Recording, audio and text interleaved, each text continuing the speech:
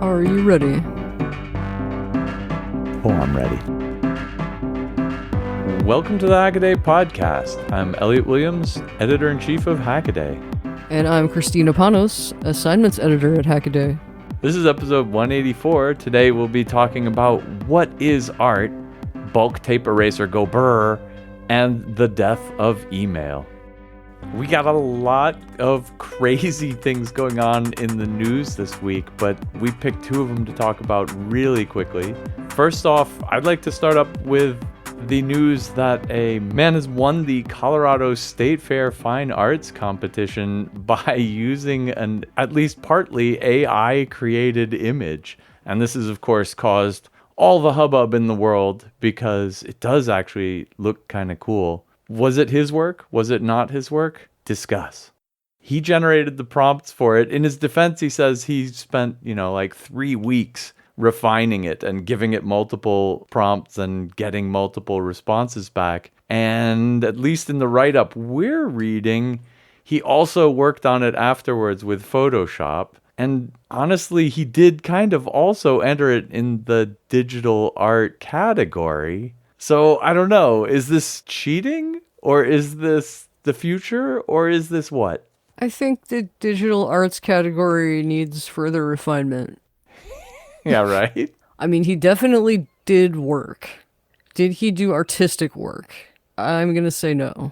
I presume he did, but I don't know either. I mean, if you look at this picture, just even looking at the render of it here that comes across in the news, you know that picture is more than 512 by 512 pixels. If we're agreeing these days that that the Photoshop part is creative work, then that, okay. But the Photoshop part, I think, has to be legit because he's in the digital arts category, right? Mm-hmm. So they kind of expected him to use digital art. Well, make digital art, not use digital art. Use digital tools. Use digital tools to make art. This reminds me of the cover song debate that I have with my husband a little bit. How's that go? His argument is that, this cover is better than the original. And I'm like, but it wouldn't exist without the original. And I'm like, I used to have a problem with covers kind of in general, but if they bring something new to the table,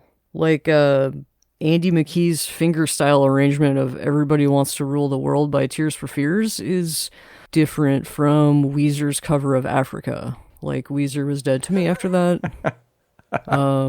Yeah. I was unaware that Weezer covered Africa. I'm going to have to look that up they after the show. They made a whole album. There's a whole album. Oh, that's funny. Well, anyway, I think this is a hot topic, and I think we're going to have more to say about it later in the show. So probably down in the Can't Miss Articles section, if I'm not mistaken. So let's pause on this one. Teaser. Cliffhanger this is. So what did you have in the news? Well, I chose, I've got Japan calls for end of floppy disks. It seems that the digital minister of Japan is tired of getting reports submitted on old technologies such as floppies and CDs. Awesome. And CDs, which I think is, like, I can imagine the writer weighing the headline. Do I use CDs? Do I use floppies? What gets more? But, like, it's kind of startling to think of CDs as old. To me, I didn't have a CD player until 1998. Right? So 20-something years ago. When was the last time you bought a CD? Brand new? A new CD. I guess I bought a new release on vinyl more recently than that. Exactly. But I already also sold it because I don't like it. But your point is, I guess my point is that CDs, can't remember when I last bought one, and yeah, I'm probably more likely to buy a record than I am to buy a CD. I wouldn't say that about myself at any point as far as new releases go. And I have gotten myself into Post Malone recently, like to the point I'm going to buy an album, and I'm absolutely going to buy a CD. I'm not just buying the MP3s. That's no. All right. No, there's no question. And I guess it's coming out on cassette like next year. Like, no. I have enough tapes and they're, yeah. Unless it comes out in a cool color or something. I love the idea of submitting like your tax forms on floppy disk to the government. That's like some sort of passive aggressive anti-government statement or something. Like who would go out and get a 3.5-inch floppy disk and intentionally record something on it and hand it to somebody? That's just mean. The digital minister also wants to get rid of the fax machine. I'm good with that. Actually, I've been required to send faxes recently. Oh, man. It's not a problem. There are services online where you can upload a PDF, they'll convert it into a fax, and then dial out for you to send it somewhere. You only get like one for free, though. But why do you have to send faxes in 2022? I was trying to get a hold of my dermatologist because his phone line was broken. Oh, and no. then I was like, well, the fax line's probably broken too. But I finally went there because I went to the building for another appointment and all the stuff is gone. So I think he either retired or shuffled off the mortal coil or both. Anyway, he's not taking faxes either, is what you're saying. Right. Yeah. I made a cup holder out of floppy disks. Okay. How do you do it? Zip ties. You use the read-write holes, and then you have to make a new hole, and then just zip tie them together, and one on the bottom. 4 to make a cube, and then one on the bottom. That's good. If they're all different colors, could look really cool. They're all beige, but they all have different labels. Fair enough. We'll have to see that. Photos of floppy disk constructions in the show notes. This is a journey into sound. What's that sound? What's that sound? All right. Well, for What's That Sound, last week we were on vacation, but the week before, Kristina submitted a sound that stumped me, and not just me, stumped a whole ton of our audience. Wahaha. So congratulations, Kristina. We got 72-ish answers to this, although we got a lot of duplicates. Some people hit the submit button twice, but out of them we got only 14 correct answers. And well, I guess spoiler, the correct answer is Advancing a film camera. but like an old school film camera, like with film. That's redundant. I will delete that out. And what's crazy is that like most of the people replying said that it was a ratcheting crimper or a Viewmaster. And I think those two were kind of equal bets. And man, I haven't thought about Viewmasters in ages. So that's really cool. Thank you for even mentioning those things again. But like ratcheting crimper crew, I am going to have to go listen to some ratcheting crimpers. I don't actually even own any, sadly. I have only the poor cousin of those, the squeeze it till it's hard enough but not harder type crimper. I don't think I have any crimpers. Not any protocol specific crimpers. I will have to someday go deluxe and get a ratcheting crimper, and then I'll hear the sound that everyone thinks that camera sounded like. So yeah, anyway, 14 correct answers. Congratulations to the 14 of you who did it. It's really hard to find a 14-sided die unless you go to the internet. So I've gone to rolladie.net and typed in one 14-sided die, and it gives me the answer 3. Congratulations to D-Rex, an old film camera advancing the film. Exactly. Real name, Mark Bolin. Real name, completely hidden. We would never dox anyone on the Never. Hackaday Podcast. But congratulations, D-Rex. We will be getting in touch with you and get you a Hackaday Podcast t-shirt. Rest of you, listen up for next week. We will have another sound for you. All right, let's start up the hacks. My first one this week is Food Safe 3D Printing, a Study by Matt Thomas. Al Williams and I have had a secret fight going on for a billion years about basically everything, because honestly, we get along just fine. Except he uses Emacs and I use Vim.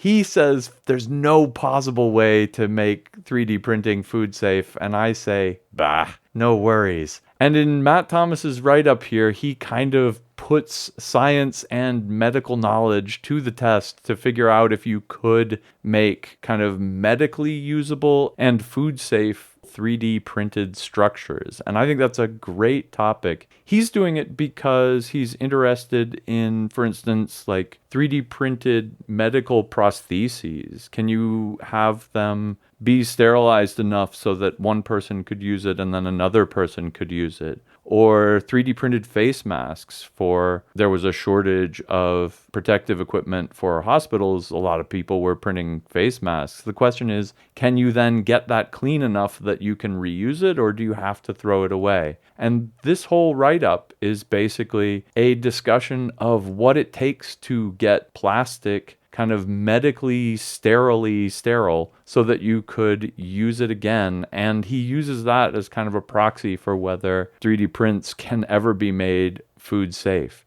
Because one of the big worries people have is that crud will get stuck in the little crannies between the layers and you'll never be able to get it out. And so Matt starts off with saying soap is awesome, basically. And there's a thing called a wetting angle that I didn't know about that shows you kind of the minimum angle that a drop of water can have on a surface. And soap basically knocks that way down to the same angle as 70% isopropyl alcohol, which we use to sterilize things all the time. And the point here is that if you want to clean your 3D printed stuff and you're worried about the ability of the water to get into those nooks and crannies, if you add soap and hand wash it, it's absolutely 100% going to be able to get into those nooks and crannies. And similarly, if you dip it in a rinse of, if you've ever worked in food service, you know how this goes. If you dip it in a rinse of a light bleach solution afterwards, it also completely sterilizes it. And so he suggests this kind of 1-2 punch of ultimate cleanliness consisting of basically washing it with soap and water and then dipping it in a super light bleach solution, 1 tablespoon per gallon, 0.4%, 4 parts per thousand. I demand it unitless. That inset photo is a little disturbing with the fingernails after washing hands an hour previously. Yeah, I didn't even get to that part yet, but he also does another test where he bacterially contaminates it and then tests to see how it grows afterwards. He plates it out and yeah, that's right. It looks like 3D printing after cleaning with soapy water comes off better than his fingernails after washing his hands. And so it looks like the answer to can you get rid of all bacteria is yes, and probably better, ironically, with soapy water than with 70% isopropyl, which is what you get as hand sanitizer in a lot of places. I think the other concern that I've heard people say is that there's lead in the nozzles, and that if that comes off on the print, you could be exposed to lead. He goes and works through that as well, figures out how much lead there is in a standard brass nozzle and how much could possibly wear off of it and what you could possibly then contaminate yourself with. And it's a tiny, tiny little amount. He claims you're probably going to get more lead from using a brass key to open your door in your home than you will from lead from 3D printing. Now, of course, you don't want to get lead at all, but it looks like his conclusion anyway is that the maximum possible lead exposure from ingesting all of the lead that comes off of a 3D printed cup is probably less than what you should be worried about in a day. And assuming you don't use a new 3D printed cup every day, you're probably all right. There are other things that he doesn't get into here, and that's like colorants and whatever the creepy plasticizers are. And he can't get into that one, but that's something you can control by buying like PLA filament in a neutral color. So don't buy any creepy dark blues that may have bad pigments in them, and do use PLA because it's nice and food safe. Anyway, am I going to go print out dinnerware now? I don't think so. Am I going to stop worrying about that little 3D printed shot glass that I drink out of probably once a year? Totally. For my first hack, I chose Truthsayer uses facial recognition to see if you're telling the truth. Now, this is the latest from Fletcher Heisler. Fletcher likes to get his face out there. He made the face keyboard, but also made that pants filter for when you're on Zoom calls and you lift yourself up or whatever to adjust your seating and, oh, whoops, don't have any pants on. Well, if you have that, well, you don't have to worry about that. But this time, he's taken things a little more seriously, although this is purely for fun. I'd like to emphasize that this is purely for fun. So, Fletcher made a truth-detecting algorithm that uses AI. It analyzes video of human faces and looks for cues like increased pulse rate, change in gaze direction, excessive blinking, and whether the person's hand is over their mouth, for instance. Cues that might indicate that the person is sus, as the kids say. So in the video, you'll see that, among other things, he tried it on Zuckerberg's congressional hearing video. And while it can't directly decide whether or not Zuck is a lizard or a human or some kind of hybrid, it did have an awfully hard time finding his face among the other faces present. So under the hood, it's using OpenCV and Face Mesh. But also, on top of that, Fletcher used an FER library, that's a facial expression recognition library, to try to detect the mood of the person under analysis as well. I think it's cool for fun. If I can go negative Nancy for a second, let's hope that lots of things that start out in jest don't become real things, like The Purge, stuff like that. I don't know really how I feel about polygraphs all the way. I've never had to take one, thankfully. But, I mean, aside from the polygraph, there's all kinds of interrogation techniques that are they fair? Like, is it fair that they shine a light in your face that's hot while they sit in darkness firing questions at you? You're sitting on a hard metal chair, just like nothing about it is fair, but why should it be fair? I think so, but nobody ask me.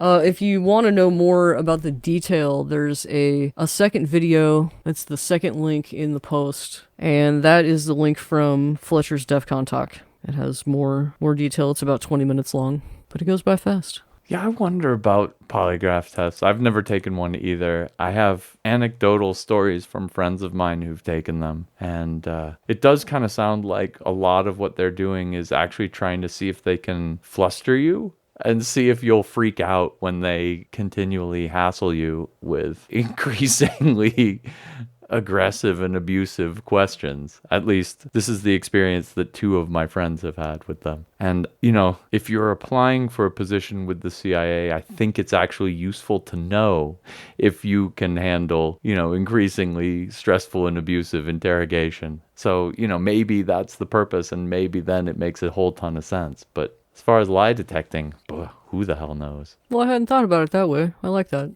One of my friends had a really bad time with that. She actually took the electrodes off and said, "Screw you, clown," and walked out the door. Which I think is pretty cool. She didn't get the internship, but at least she stood up for. Oh, you're kidding. Yeah, but she stood up for herself. So good for her. My next hack, warning rant incoming. The era of distributed independent email servers is over, by Carlos Fenolosa. This basically rant of his sums up exactly my experience with the same thing. And his headline is, "After self-hosting my email for 23 years, I have thrown in the towel. The oligopoly has won." And the rest of the post is just his complaints about how mostly Google blocks out email from independent email providers, including him, and throws them into the spam folder using a bunch of kind of arbitrary rules that they then won't tell you and won't let you get out of. They're essentially hell banning you just for not using Google. And now that they charge for Gmail, he's actually stepping out and calling it a racket. And, I will actually agree with him here. I wrote an article about a year and a half ago about how cool it is to self-host your own email server. And the truth is, I have one that's been running for probably about 20 years as well. And it works just fine because all of my friends have written to me at this address, and we've exchanged email enough that Google thinks it's okay. But after I wrote up that people should do this, a bunch of people in the comments were like, dude, it's not so good anymore. You should try it. And so I did, and I had exactly his experience here. Like him, when you say that you're having trouble running an email server, everybody in the world is like, yeah, but did you do this right? Did you do that right? Did you get the DKIM right? Did you get the DMARC right? Did you get the reverse DNS lookup right? Are you, using TLS? Are you using this, that, and the other? And the answer is yes. I jumped through all of these damn hoops, and he says he jumped through all these hoops too.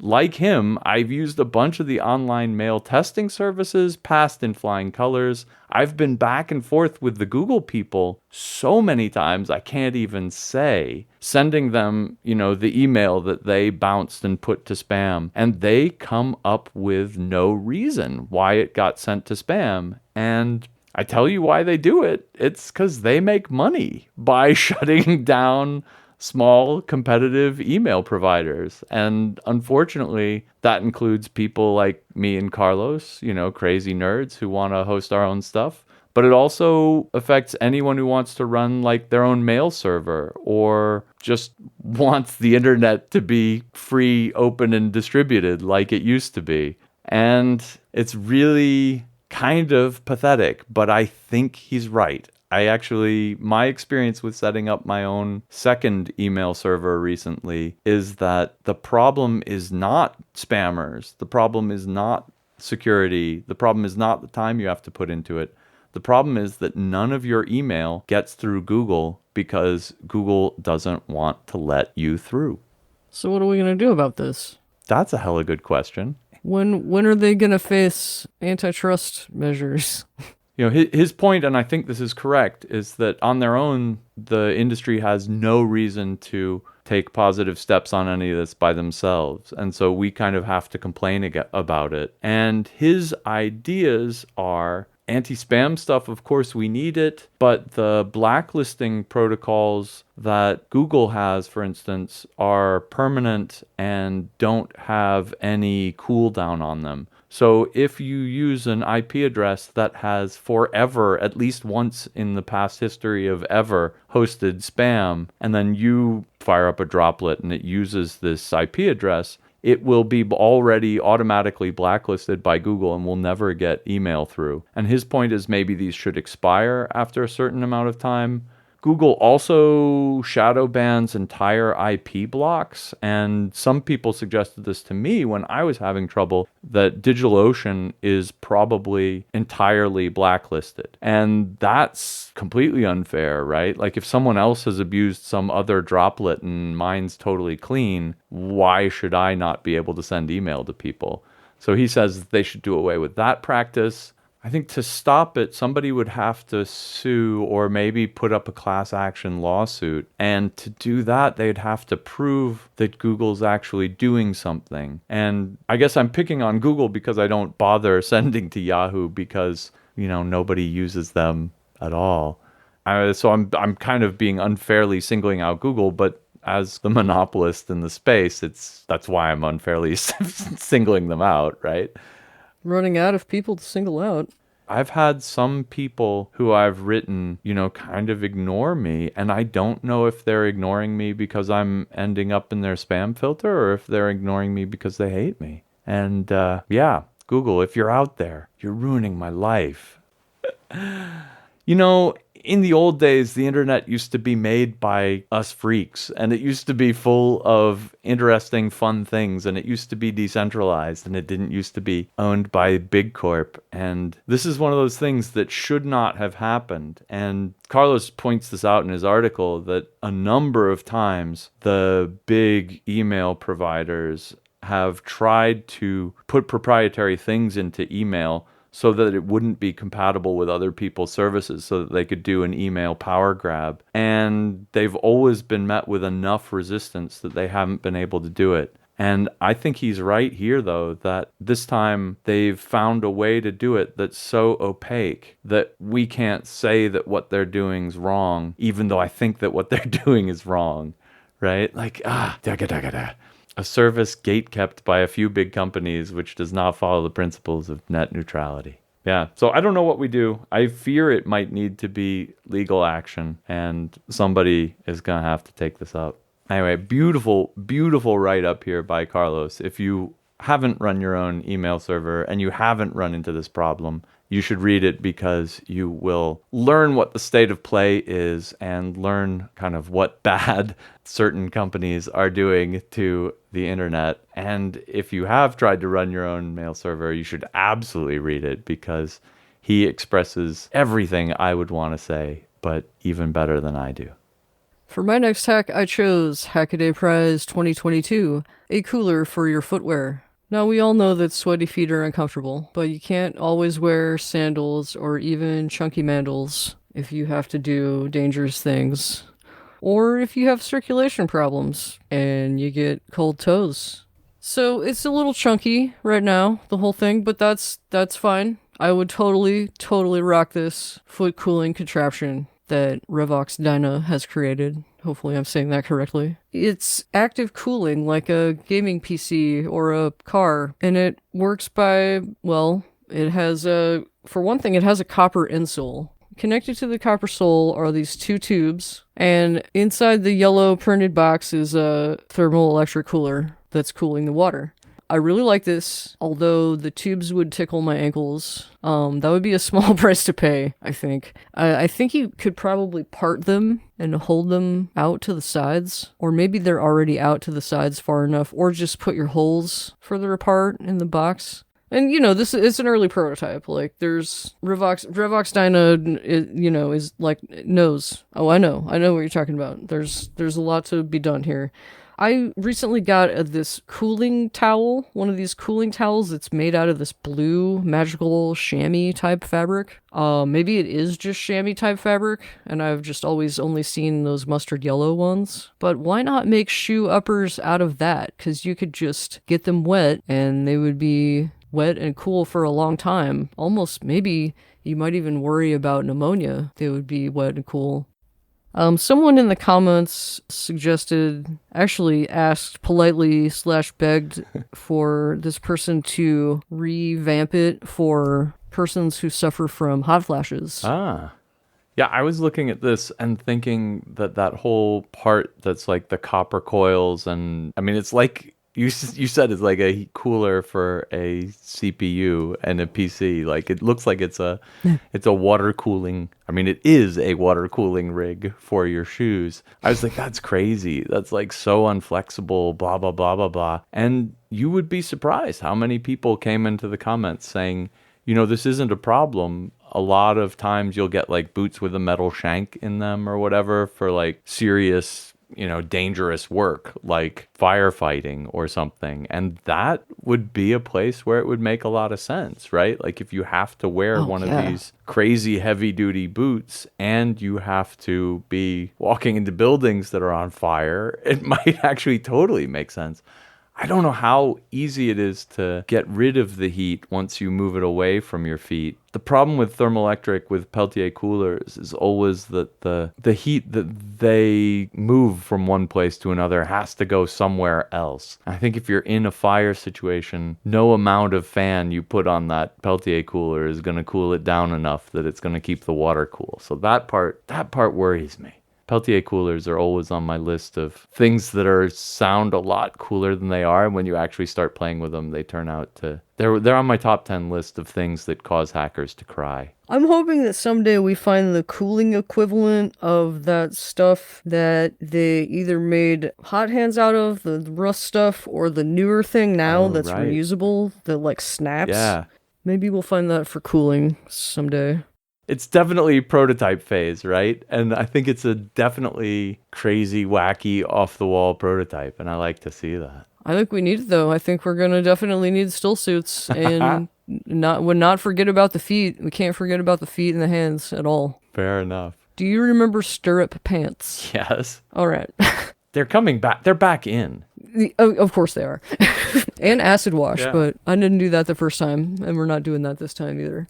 Okay, so picture stirrup pants. On the insides, it conducts heat from your groin to your feet Right. via the stirrup and the inside seam. Right.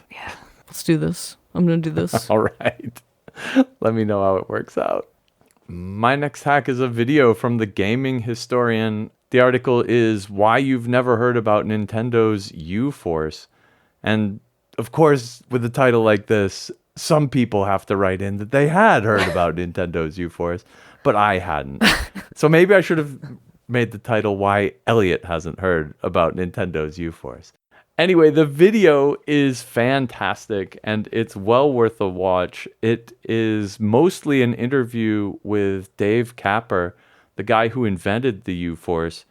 And the U-Force itself is kind of a two-piece device. It flips out like a laptop. On the bottom side, it's got some IR sensors. It's got, emitter and reflector pairs, 4 of them. And on the part that sits vertically, it's got 4 emitter detector pairs. And the idea is that it can figure out where your hand is in this kind of 3D space that's made by the fold of a laptop. And the video is actually about the history of the device and why it failed and all of that. But there's actually more than enough technical detail in here to remake one of these if you wanted to. So you'd throw punches into the space that this thing defined. It would figure out where your hand is and then translate that to the video game actions. Dave Kapper, who designed it and worked with Broderbund Software's hardware division, they tried to make it work with basically all the games that were on the market for the NES, the Nintendo Entertainment System, which was kind of the budding console at the time. But then none of those games, if you've ever used an NES pad, were all used. They're all designed for this D-pad, right? Where it's either left, right, up, or down, and it's not analog. And the U-Force could do crazy things like figure out whether your hand is far in or close in. And it had much more sensitivity than anything else. And they kind of ironically had to dumb it down a little bit to make it work with the Nintendo games of the time. And that's one of the reasons they think it wasn't as interesting a success as it could have been, is because it gave kind of analog position info, and there weren't any games that took advantage of that when it launched. And of course, the other reason that it failed is the competition coming out of Mattel with the Power Glove. And apparently they even got it placed in a movie at the time and basically just completely outspent Broderbund on advertising and marketing. So that's a bummer. And there's all sorts of technical problems. They had trouble with the hinges. They had trouble calibrating the IR sensors just right and stuff like this. But a lot of this is stuff that is a problem for bringing a device to mass market, sell it to all the gamers who are using the NES type applications, but wouldn't stop you if you wanted to make something like this for your own fun. And that's part of why I really like this story and this device, is that although it's probably a failure, it's not built out of much more than 8 or 9 IR reflector sensor pairs and some microprocessor backhaul these days. You could totally make your own U-Force in probably, a weekend or a week of work, right? And you could make your own and it would be really cool. So I think that was part of the reason that I wanted to point this video out, is because it looks like a neat interaction that you could use for your own benefit today, even though as a commercial success, it kind of failed in the 90s. You should build it in one of those, I don't know, the Nintendo with the 2 screens that closes. Oh, DS. Yes. Yeah, a little micro one in a DS. Yeah, and this was basically kind of the business plan, the MO of the Leap Motion and some other things like that. People have come up with a whole bunch of these kind of sensors that do, big scale gesture recognition. And to be honest, I think all of them have failed as commercial endeavors. I don't know what happened to Leap Motion. Somebody's going to let me know that they're still around, but I haven't heard from them in 5 years. One of our commenters, Dude, mentions that the big flaw here is, of course, Gorilla Arm, which is why the light pen sucks as well. It's lousy to have to hold your arm out in front of you the whole day, and you just can't do that for very long. Tough on your muscles. And I guess that's right for something like, working 8-hour days with a light pen on the screen in front of you. Honestly, if you're playing, Mike Tyson's Punch-Out for 8 hours a day, your arms are going to get sore, you're going to get strong, and, you have other problems anyway. Makes me think of teachers writing at chalkboards. Changing light bulbs overhead. Giving haircuts. Painting the ceiling. Ooh, Windexing the mirror. So you know how this feels. So you do know why the U-Force, probably not OSHA approved for 8 hours of use per day. Oh, no. On the other hand, probably totally fun for playing video games. I also totally loved the solutions they had for playing video games that required flight controllers. They had this awesome yoke that you put down in a pivot there on the device so that it could sense where your hands are in the space, kind of artificially constraining them in the space by putting a flight yoke in your hands. But then it also had buttons on it. And the buttons actually were mechanical, and they flipped out a little IR reflector. And so it was like a flip dot. It was like a 1-bit flip dot where you'd press this button and it would either go to the reflective side or the black side. And that would tell the reflective sensor whether you were pressing the buttons or not. There's a whole bunch of clever engineering that got put into this device that, nonetheless was a failure, I guess. But that won't stop you from enjoying looking at it. For my final hack, I chose fixing a hot shop with science. Now, there's Hot Shop, and then there's Steel, Quonset Hut, and Texas Hut, which would have me questioning my life choices, but not for Wesley Treat. Wesley Treat took this as a challenge and came up with quite a beautiful solution, I would say. What he did was made a trifold door on wheels to heat shield the steel rolling door, which causes most of the awful heat in the shop. So if you can picture this big rolling door, it's got a trifold door in front of it, and once you fold it down into one door, you can then swing it 90 degrees out of the way on wheels. Because you got to get in and out. And you get your big things in and out too.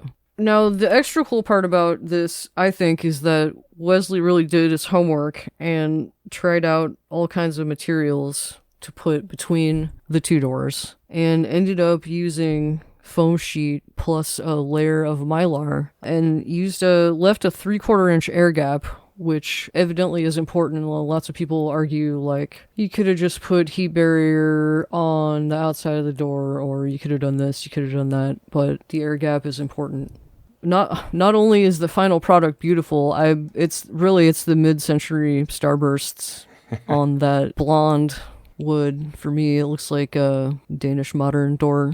It's also super functional. Wesley measured about a 30-degree Fahrenheit difference between the outside temperature and inside the shop. Yeah, it's really cool. I'm not entirely surprised that he finds that not much insulation is probably good enough. He does this test between, reflective surface and then 1/2-inch XPS foam, and then reflective surface and 1-inch XPS foam. And the extra gain from, doubling the amount of insulative foam there is 1 degree or something like this. It's just not a big difference at all. But then it's funny, he's yeah, because of the way economics are these days, it's exactly the same price to buy 1-inch foam and 1/2-inch foam. And he's all right, 1-inch foam it is. I really did like that he goes through kind of all of the options about whether, is it the foam that's doing the big part of the lifting by insulating the inside from the door, or is it the reflector part? So he tries the Mylar reflector just by itself, and that sends some of the heat back, but it does look like it's just keeping the heat from coming through the barrier. Using a big insulator is what gets him most of the action, and then the little bit of reflecting helps a bit, but mostly it's just keeping the inside of that horrible hot metal door insulated. And like you said, insulated beautifully. In more ways than one. Beautifully insulated. And insulated beautifully. My first quick hack comes from Daniel Dockno. This is a simple web-configured BLE to GPIO bridge. And this is exactly what it is. It's a firmware that goes with Nordic's NRF51 chip to make all of its GPIO pins accessible over BLE. Why would you want to do this? Maybe you want to control something physical in your world from your cell phone or from your computer. This will let you do it with a minimum of fuss. It's really cute. It's got some like animations and sequences programmed in, so you don't have to worry about strict timing on the BLE side. It's definitely worth a look if you need to puppet something and BLE is your wireless transmission of choice. Next up, Wouter van Oortmersen, organize your hacks with tree sheets, an open source hierarchical spreadsheet. This is a really cool organizer / I don't know what piece of software. It's like kind of like a mind map and kind of like spreadsheets, but the spreadsheets are set up in a tree, so they're hierarchical with each other. It's kind of like, it's like a 3D spreadsheet or something. It's really awesome, and it looks like a great way to organize kind of a small amount of information that you need to take action on. It's a lot more constrained than some of the mind maps you see out there, and I think that's actually a benefit. I think some of them are just like too wide open, and this one makes you write down only the important stuff and figure out the connections a little bit better. Last up, Pop Rhythm, Touchtone MIDI phone and vocoder covers Daft Punk. This is fun because it's a teardown and rebuild of a Touchtone phone. He programs it so the numbers play notes of the scale in MIDI and send it off to, in his case, a synthesizer. But then he's like, well, what am I going to do with the microphone? So he replaces the microphone that's in the phone already with an Electret mic and a little bit of software to turn it into a vocoder so he can play the notes on the keypad while talking into the handset. And it sings, well, and he does Daft Punk with it. For my first quick hack, I chose Caleb Olson's machine learning app, remembers names, so you don't have to. Now, this is a name recalling smartphone app. Implications of that aside, what it does is it listens for the voices of humans, sorry Zuckerbeast, and tries to parse names and send a notification to your phone with whatever name it heard. Well, it's designed to delineate between what's likely to be the introduction and what's likely to be just names of other people brought up in conversation. More about that in a minute. This is a difficult problem to solve, even though Caleb used something called name entity recognition, which was literally designed to look for names, but does it in text.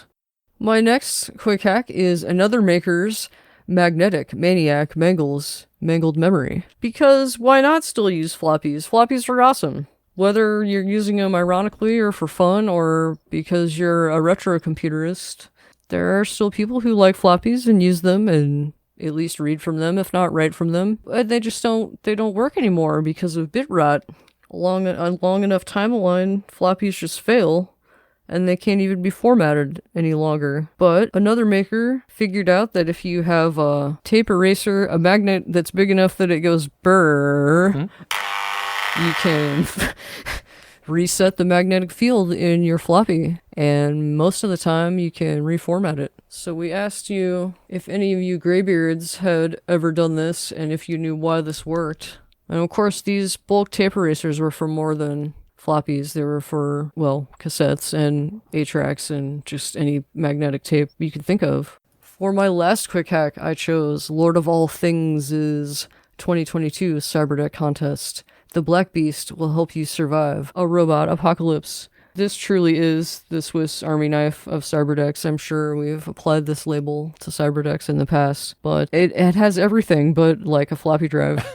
There are a ton of radio modules to receive Bluetooth, Wi-Fi, LoRaWAN, etc. There's an FM transmitter, there's a Geiger counter, there's a dust sensor, there's anything you could want. And if you somehow land in an apocalyptic scenario where you can use the 5-port router, then you can make a network among your friends in the apocalypse. Your motley crew. Post-apocalyptic LAN party. Yeah, warriors come out and play. Bottles on your fingers. But yeah, it just looks beautiful. It's just so slick with all the flush panels. Man. But if I may, I'm not sure. Okay, I'm not going to complain about the fact that, again, the cap bolts are not black. I'm trying to decide if I like it or not, or if it's visually busy. And the only reason I don't like it is because they look like inputs. They kind of feel like things you can touch and you can't. It's like pockets, like fake pockets on women's clothing. It's just...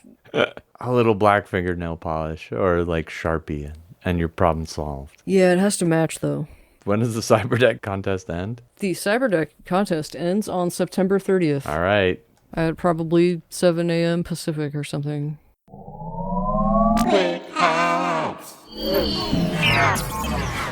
That brings us to our Can't Miss articles. These are long-form original content pieces written by our fantabulous Hackaday staff. This week I've got Matthew Carlson's Stable Diffusion and Why It Matters. If you haven't been on the internet for the last year, you have probably missed the fact that artificial intelligence is taking word-based prompts and drawing crazy-ass pictures from them, and people are posting them all over the place. It's fun, it's madness, it's mayhem. I can't tell if it's more fun when they get it right or when they get it wrong.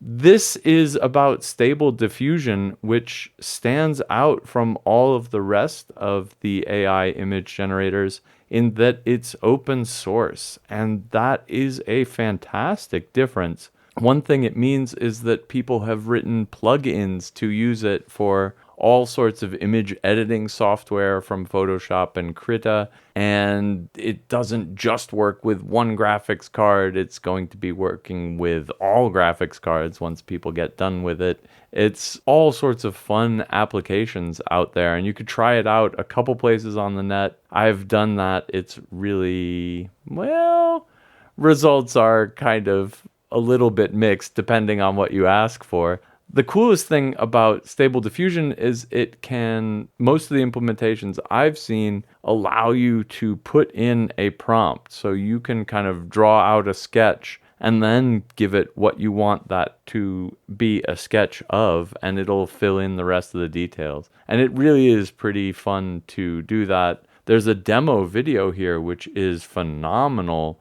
where a woman is walking down the street and it is overlaying different tops on her as she walks down the street. It's really pretty cool looking.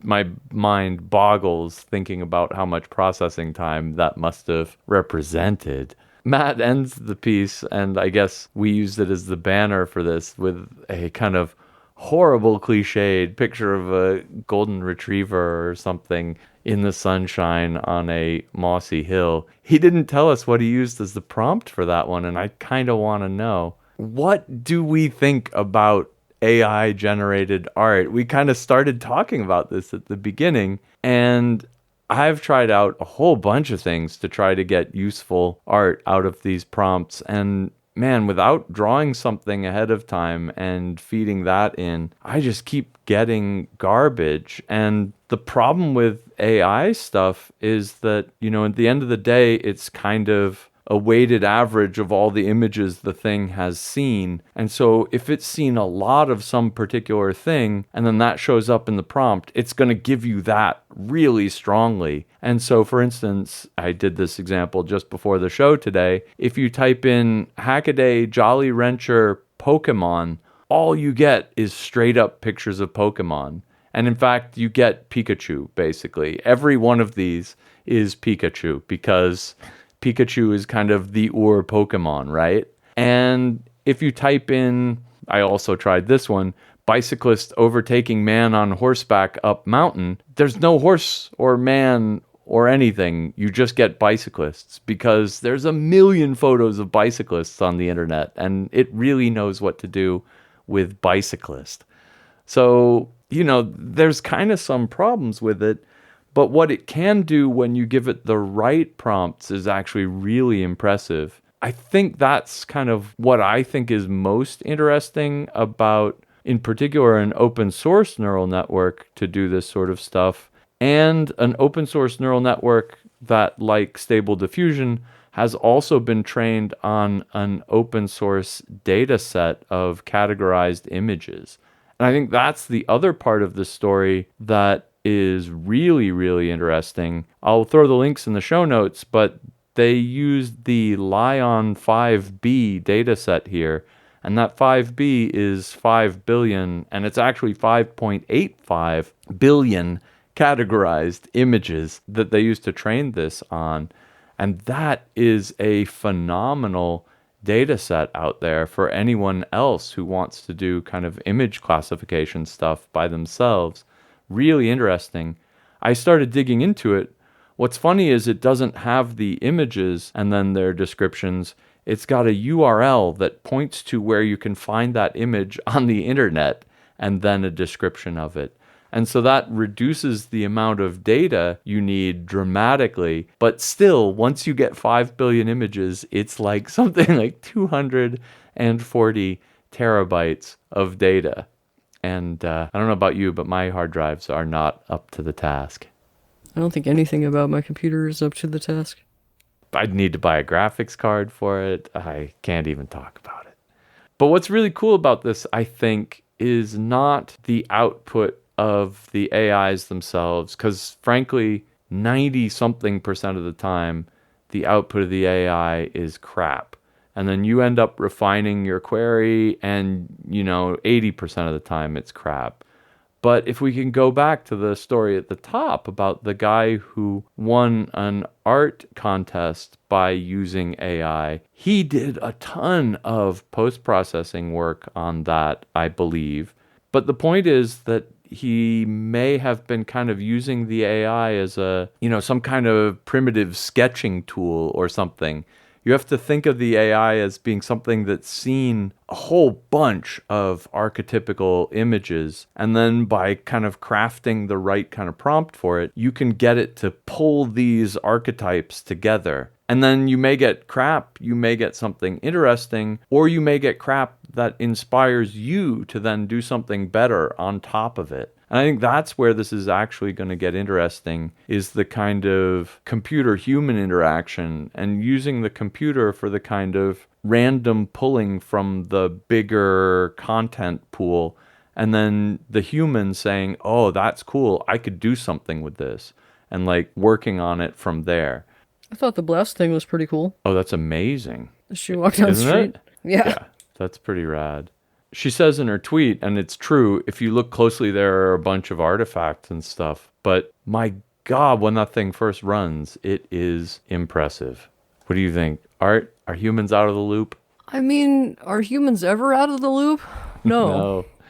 Yeah, right? Also, that's what a human does, is collect, we all look at art and stuff that other people declared art and stuff that we think is art, and some of us regurgitated and some of us choose not to, and some of us are good at it and some of us are not, and it seems like the same thing to me that's happening with the AI. Of course, that's a very high level hot take there. I think we just have to, going to make us change our categories. We just have to redefine things. I'm really stepping into the deep end here, but I think it's just like anything else. People are going to fear what they don't understand. As we understand it more, it'll be more commonplace. And just like the photograph was disruptive. So you don't have to paint anymore to capture an image. For my can't miss, I chose Al Williams's backup camera Digital Road Assist in 1969. Al is, of course, talking about a prototype car that most of us have likely never heard of, I would think, called the Holden Hurricane. Have you ever heard of this car? I'd never heard of it. I'd never seen it. I think it looks familiar. Yeah, right? It makes me think that a lot more people who went on to design cars have saw this in their childhood or their adulthood, because it looks like something a little above a 70s like Camaro Corvette, that front and the seat area. And then the back of it reminds me of the Saturn EV1, the way the fenders are covered, and the just the shape of the rear reminds me of the Saturn EV1, which of course came after. If you can't call it an inspired car, you could call it an inspiring car, or I certainly would. And that's just not to mention the freaking door thing it's got going on, the like gull hull wing situation. All the extras that it has that Al says take for granted today, but I don't have a backup camera on my car. It's an 07. But it had a backup camera in 1969, climate control in 1969, which I thought there was climate control. I've driven some old vehicles, not quite that old, but I'm pretty sure they had something. Oh, I had a 66 Beetle, that's right. And it took heat from the engine, which was in the rear, of course, and sent it through vents under the back seat, and that was the extent of the heat that it had. Yeah. And how much cooling did it have? It had windows, wing windows, and roll down the other two windows. Exactly. But this Holden Hurricane also had a digital-ish dashboard and lane assist, of course, via magnets in the road, which itself is pretty cool, but would take a lot of engineering to lay out everywhere. But yeah, just very, very cool car. Definitely watch the video, pore over those pictures, and lastly, that orange sparkle, amazing. Yeah. No, this car is like, it looks like there's something about, it's got these big bulges over the two front wheels, and otherwise it's like a pointy little wedge nose. And I think it's some car out of Speed Racer or something. It looks like it's a Japanese animation of a car, except it's actually a car, right? The gull whatever door is just insane. It's got the whole front of the car, including the windshield, the side windows, everything just flips up and moves forward on some kind of like 4-bar linkage. It's like just flipping up so you can get out of the car. It puts the gull wings to shame. It is the most futuristic entry and exit from an automobile ever. And of course, it's a like 70s, well, I guess it's 69, so it's not even 70s, but it's pre-oil crisis. So it's a gigantic V8 engine in the front of this thing. Who knows how efficient it is? You probably don't want to be driving one of these. Oh, I do. Al's point here, and I think it's right, is that this was just a car company trying to think up all the futuristic things they could and cramming them into one car. And man, like the Foresight or whatever, this is a 53-year-old car prototype. And if you look at anything else from, that time period, is the heyday of muscle cars and stuff like this, nothing was so crazy futuristic. CRT backup camera, please. I mean, body style, sure, but not technically future forward. Body style, it looks like, halfway between Japanese animation and a Ferrari F40 or something. I mean, it's a sweet looking car. What's the craziest car we've ever seen today? Have we seen anything nearly this futuristic? I don't think so. I don't think so at all. Probably, I don't know, a Lambo or a McLaren or a... Yeah, they're sweet looking cars, but, Technically speaking. You see these like renders of cars of the future, self-driving cars of the future, where it's just like the interior is just a saloon and there's no need for a steering wheel or any of that, right? Because the car drives itself. But those are just friggin' 3D models. They're not real. This thing is actually real. This thing embodied crazy forward-thinking ideas and was actually made. That's just hands down crazy awesome. I wish there was a Hot Wheels of it. Ooh, absolutely. With a working door. Oh, can we get someone to scan this thing and then we 3D print one? Yes, please. Yeah, right? How much footage is there in the video? If we have enough for photogrammetry, I am 3D printing one of these as soon as I buy glittery orange filament. Oh, right. And the freaking, it's got kid on the back. It's got kid turn signals on the back. It's hard to beat that. Larson scanner. There we go. Yeah, right? And it has an oscilloscope in it. That about sums it up for this week's Hackaday Podcast. Thank you for listening. If you'd like to comment or check out all the links, head on over to the show notes, hackaday.com/podcast. If you see anything cool or do anything cool, let us know at the tips line, tips@hackaday.com.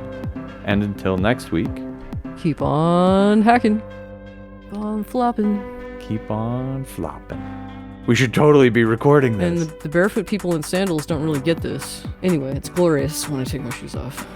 That's a good question. How would a swamp cooler work in Florida or Louisiana? Listeners, tell us about Florida. Send your articles into Hackaday on floppies.